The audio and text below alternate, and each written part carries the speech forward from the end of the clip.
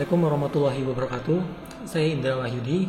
Pada video sebelumnya kita sudah membahas tentang bagaimana cara membuat peta sebaran kasus COVID-19 di Indonesia dengan menggunakan metode gradasi warna. Nah, untuk teman-teman yang belum nonton bisa klik link di atas ya.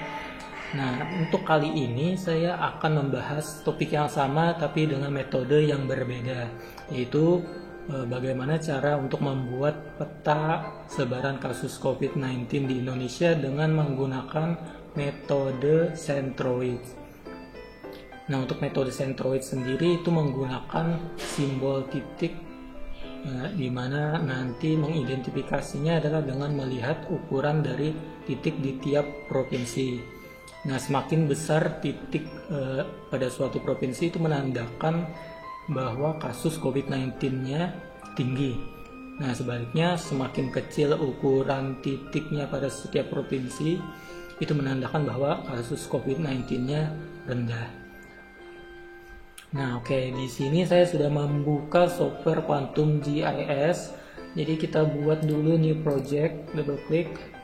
Nah, langkahnya pertama kita buka dulu file SHP untuk peta Indonesianya. Bagian tools, kita klik open data source manager, kita browse posisi file SHP-nya, double klik, oke, ini kita close.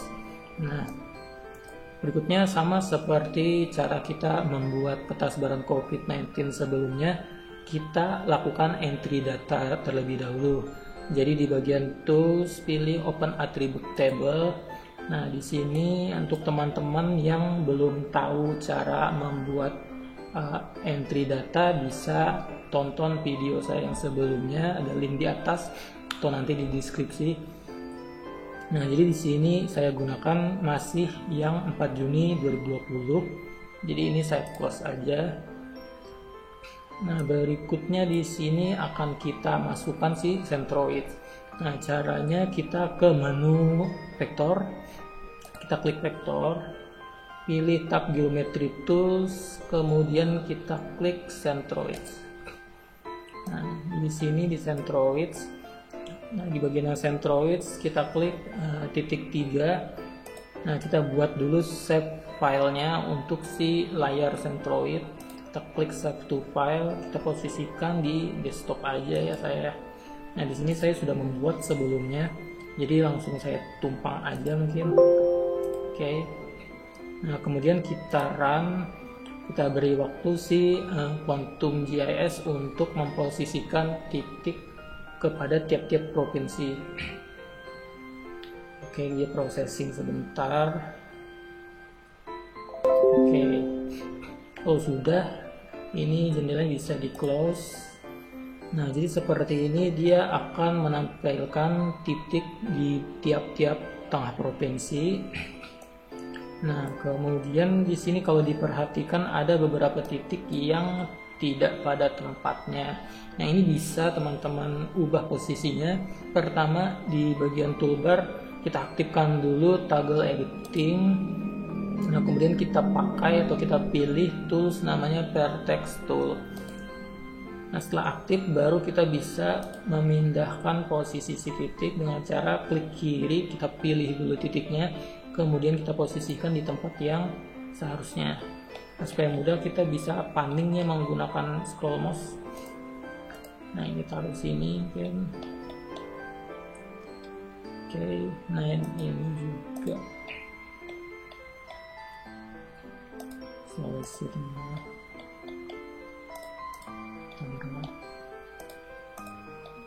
Nah, bagian sini juga mungkin kita tengahin.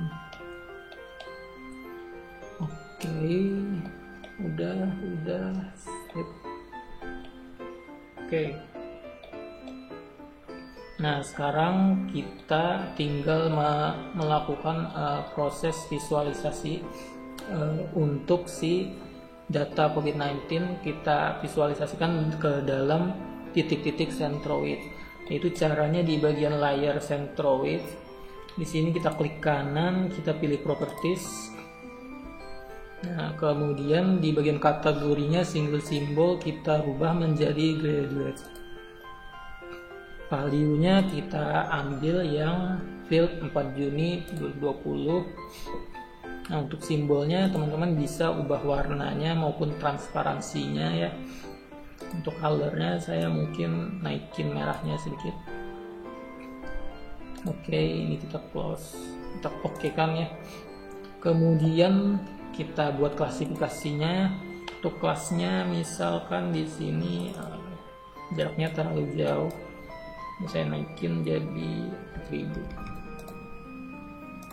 Nah, ininya 1500. Kemudian ininya 1200. Nah, kemudian ke sini ke 300. Nah, ini dari 0 ke angka 20 ya. Nah, jadi seperti ini kurang lebih ya. Kita apply. Nah, di sini dia masih menggunakan metode yang serupa dengan gradasi warna. Itu karena di bagian metodenya belum dirubah ya. Jadi untuk metode dari color kita rubah jadi size. Jadi dia berdasarkan ukuran dari titik. Seperti yang saya jelaskan di awal, semakin kecil titiknya, maka kasus COVID-19-nya semakin rendah. Dan untuk provinsi yang titiknya besar, makin besar titiknya itu kasus COVID-19-nya makin tinggi. Oke, ini di-apply, oke kan. Nah, jadi kurang lebih tampilannya seperti ini. Nah, untuk bagian warnanya ini mungkin akan saya kasih sedikit opacity, mungkin jadi kembali ke properties. Nah, di simbolnya simbol opacity-nya mungkin saya kasih sekitar 70 oke. 70 ya. Apply, oke. Nah, dan untuk si file SHP-nya juga mau saya kasih opacity ya. Ini juga saya kasih opacity. Untuk warnanya saya bikin agak terang, agak putih. Nah, seperti itu. Nah, jadi agak transparan. Nah, seperti ini. Kemudian tinggal kita tambahkan map dari Google Map untuk memperbagus tampilan dari peta yang kita buat. Jadi kita ke bagian plugin Opic Map Service. Kita ambil yang Google Trend Hybrid. Oke, seperti ini. Nah, oke, jadi kurang lebih seperti ini ya, cara membuat metode cara membuat peta sebaran kasus COVID-19 dengan menggunakan metode centroid. Jadi tadi semakin kecil titiknya, maka kasus COVID-19-nya di provinsi tersebut rendah, dan semakin besar titiknya centroid itu kasus COVID-19-nya terbilang tinggi. Sekarang mungkin tinggal layout ya. Untuk proses layout mungkin bakalan saya skip kali ini. Buat teman-teman yang belum tahu cara nge-layout di Quantum GIS, teman-teman bisa tonton video saya sebelumnya yang metode gradasi warna. Oke, jadi sekian untuk tutorial cara membuat peta sebaran kasus COVID-19 di Indonesia dengan menggunakan metode centroids. Salah hilap mohon maaf. Assalamualaikum warahmatullahi wabarakatuh.